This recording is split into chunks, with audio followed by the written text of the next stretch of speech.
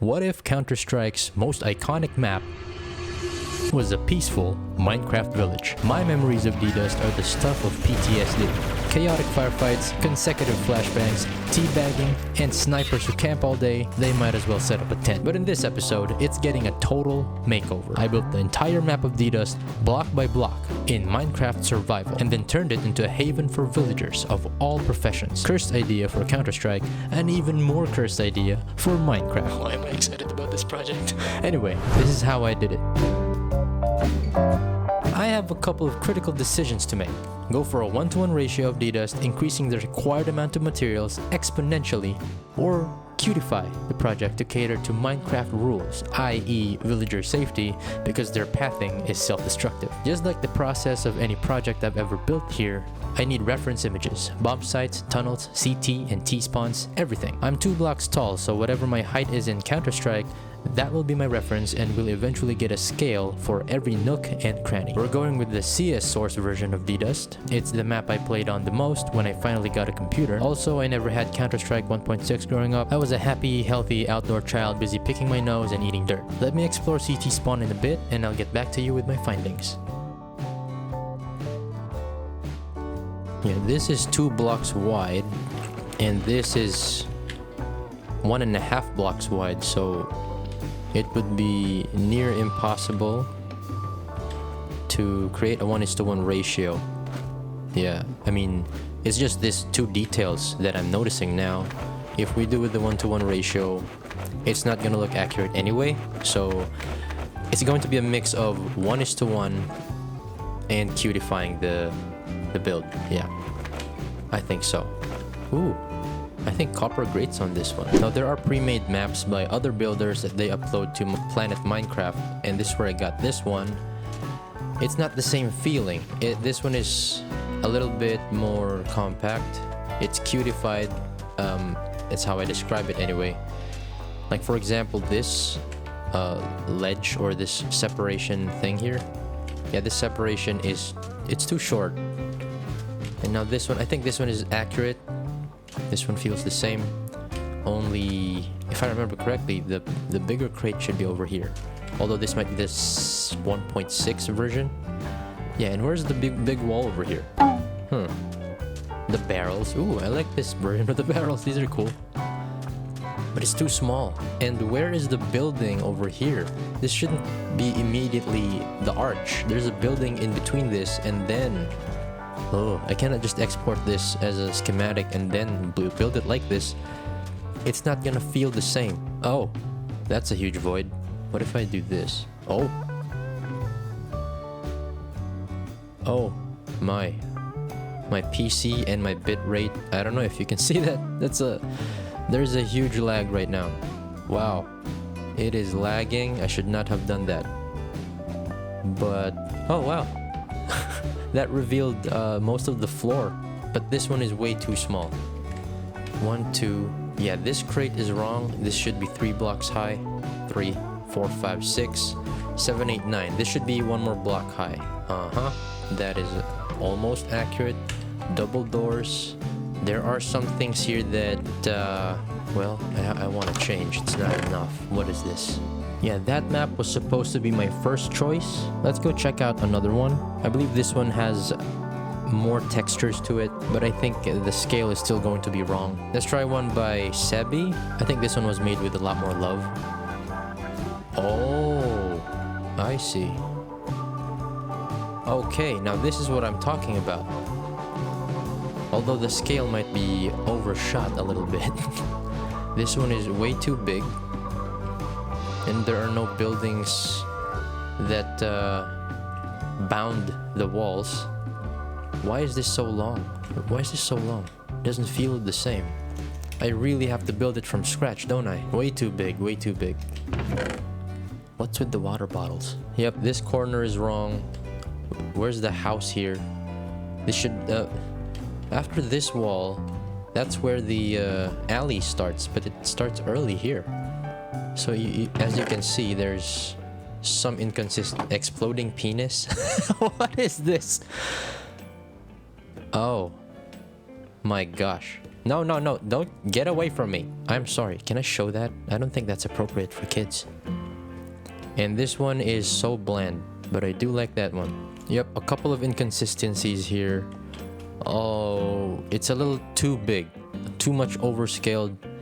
And this is, the sandstone hurts my eyes. If it's too repetitive like that. What is this? Oh, it's just a big empty space. Oh, wow. Oh, wow, what's that? Press to go back to spectator's base. Alright. No cheating. This was a map where you actually use guns, and they modded it in the game. Ooh, this could have been fun multiplayer, huh? But, you can see everything from here, the layout. And this is the scale. We get an idea of the scale from here. This is pretty amazing. Why did they use emerald blocks? So we're going to rebuild all of this from scratch.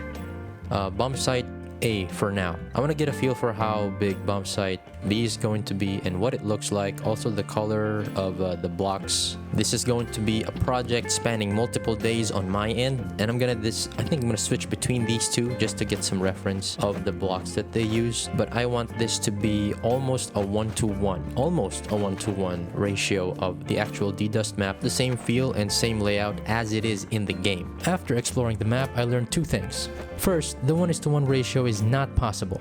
Width of doors and small details do not translate to Minecraft. Second, the FOV affects perception of space. This can also mean the pre-built maps I downloaded were accurate, I just had a lower FOV. Regardless, I'm not going to rely on the pre-built maps. While they are good and will save me loads of time, there are inaccuracies with the layout that will haunt my OCD. Plus, I can't call this build mine if I simply copy the schematic.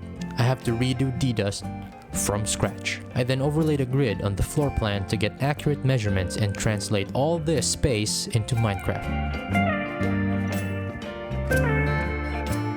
I've now run into a very weird hurdle. The floor plan and the grid exactly plotted onto the land still feels small.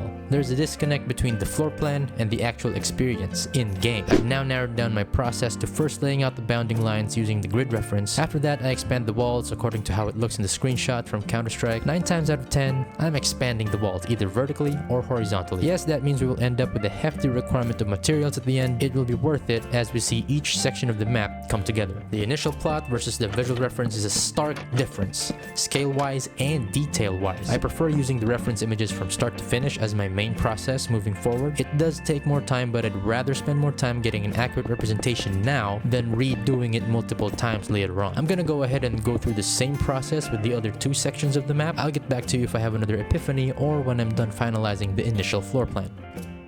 So I'm currently working on the middle part of the map, and this column right here is smack down in the middle of that arch, which is very similar to the experience in the map.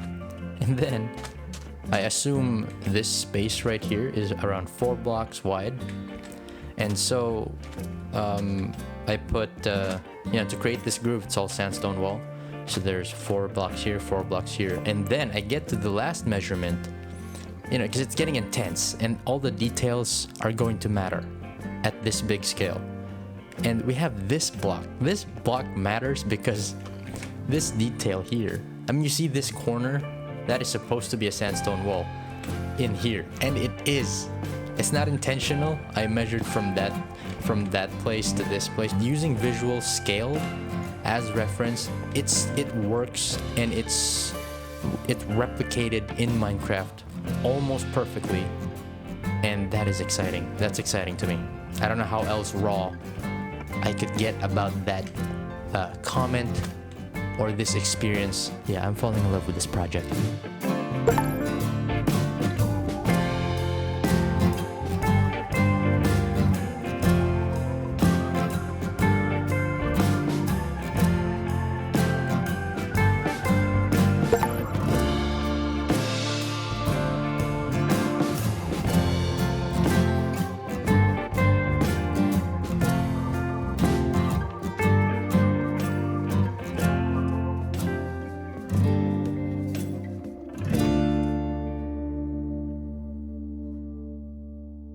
Finally, the entire map has been translated into Minecraft. every block, every angle, every excruciating detail down to the last grain of sand. I'm utterly surprised how big the project is. I really thought it'd be simpler, but the footprint got bigger and bigger as I finished each section. Let's save this as a schematic and plot this into our forever world. I guess that will really give us the sense of scale. Honestly, I'm terrified. It took some tweaking to plot this on the terrain. I think this current placement takes advantage of the mostly flat terrain. The minimal terraforming that I do is also our way of collecting the materials. Mainly sand. Lots and lots of sand. Yeah, the real work has just begun. This is day 1 of me collecting sand. I don't like sand. It's coarse and rough and irritating, and it gets everywhere. Day 4 of me collecting sand. I've cleared out the nearby village. I killed them. I killed them all. And not just the men, but the women and the children too. Day 12 of me collecting sand. I am your father. No. While Didust is set in a Middle Eastern country, we try to use varied block palettes aside from sand and sandstone. You'll be surprised to know that we use a lot of stripped oak, birch, jungle, spruce and pale logs. In fact, we stripped so much wood that we've run through 3 diamond axes with unbreaking 3. It's not as bad as running through a couple of hoes. We start with CT spawn, not because of my innate fantasy to be a hero, but because it's the section that doesn't require much flattening.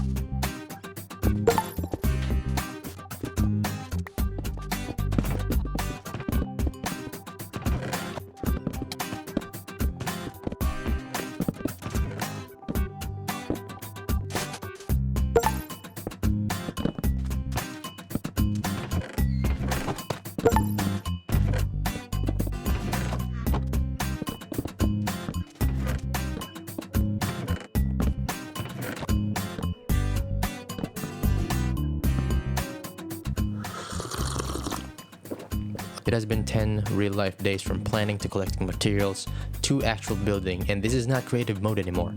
This is survival, and we are done with CT spawn, with bombsite A, with mid. I'm gonna work on the tunnel next. Now bombsite A and, well, basically every section is a little bit difficult because the clutter that I have to deal with the variety in materials, it's hard to manage.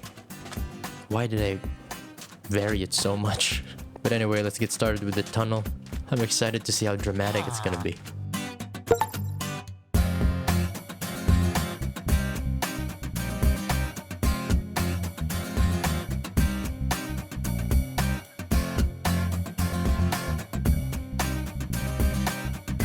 The existing desert village is in the way of T-ramp and T-spawn. I'm dreading digging it out and giving all the villagers their eviction notices.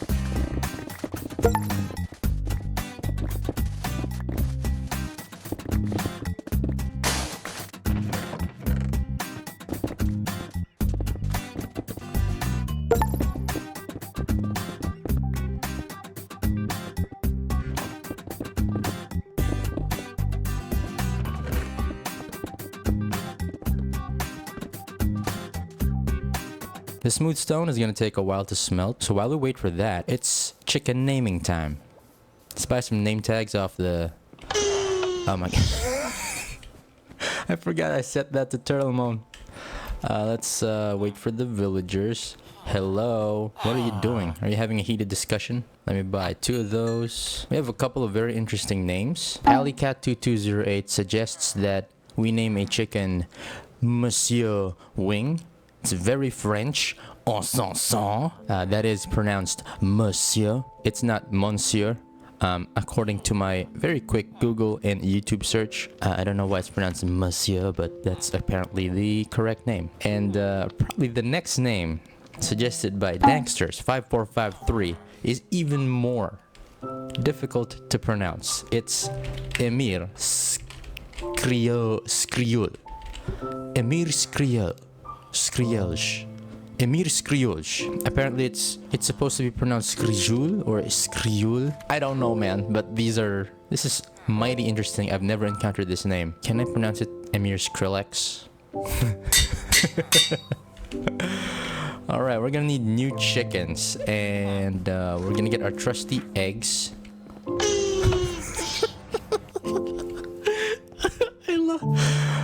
that never gets old. You know what I always observe is I take all the eggs, right? But then the very first egg, it hatches a chicken anyway. So all I needed was one egg.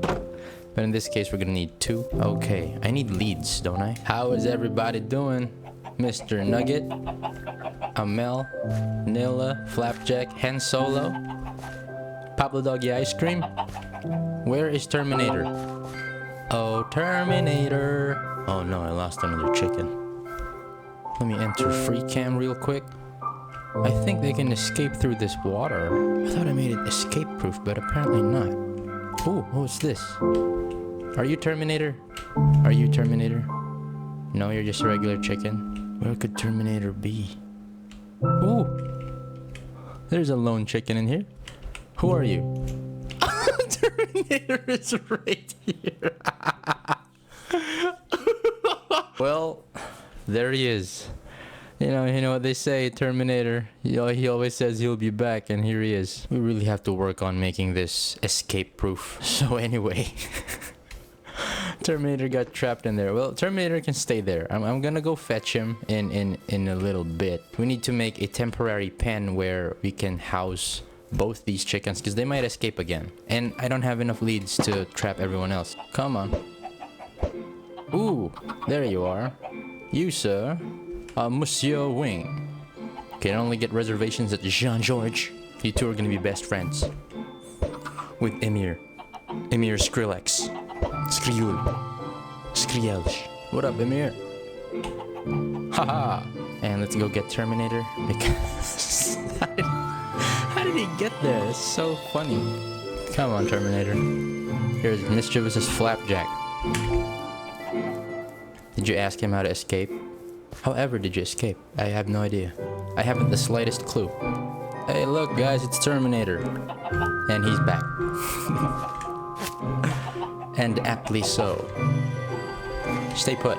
We have come to the final and most tedious section. Not only is the village in the way, the terrain must be sunken, and this is the section where the materials for each facade are most varied. Not to mention the custom trees. Custom trees are my weakness. To give you an idea of how much of the terrain I have to transform, this is what's currently on the land, and this is the schematic overlay. Yeah, I have to sculpt T-spawn out of there like an archaeologist. I'm like Ross from Friends, only I can't take a break.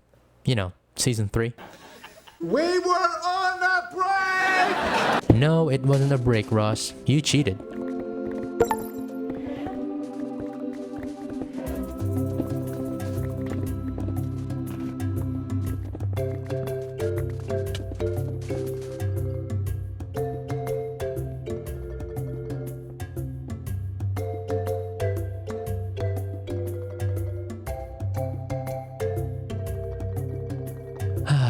Actually, I want to edge you a little bit. I'm not hopping into Minecraft just yet. How about we start up a game in Counterstrike as an intermission number?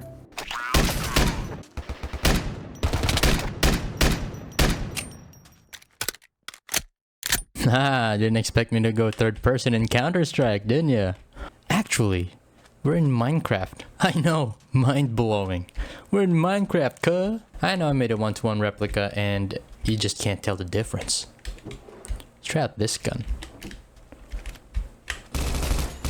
Oh.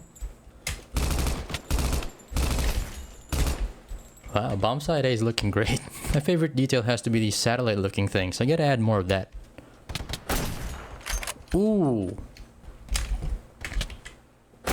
Back in high school, they call me No Scope Steve. Look at the tunnel. I think I captured the darkness in it. Pretty cool. In Counter-Strike, I'd actually just stand right here and just shoot them down like this. I guess this is slowly turning into a tour slash mod showcase. It's a really cool mod though. Look at that. I can even inspect the weapon. See that? Very cool. Oh, come on. You gotta save the villagers. These are terrorists, I tell you. Oh, what the... What in the hell? The villagers are being held hostage. Your mission is to eliminate all targets and neutralize the bomb threat. Good luck, soldier.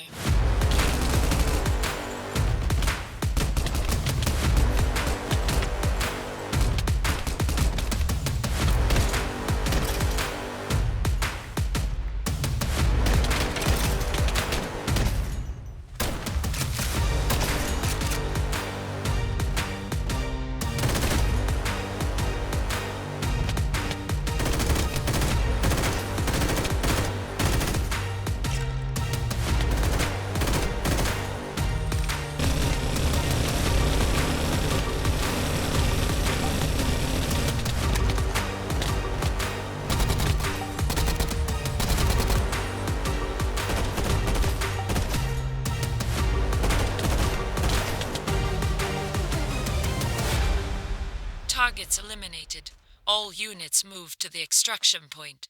Don't forget to buy milk and eggs on your way home. I'm making carrot cake. Now comes the chill part. We're turning this village into an oasis, a safe haven for villagers of all professions. There are 15 jobs or designations for villagers, so to speak. Nitwits and unemployed are not counted, so that's technically 13. I have the librarian couple back at home, so we don't need librarians here. I'm not gonna assume their sexuality. They're probably just best friends. My cartographer, fletchers, and fishermen are already in the home village. That leaves us with 9 jobs. Armorers, toolsmiths, and weaponsmiths will be at CT spawn. Leatherworkers and butchers will be in mid, while farmers and shepherds will be in T spawn. Lastly, the clerics and masons will work the T ramp. No idea for the tunnels, so I'll just leave it empty for now.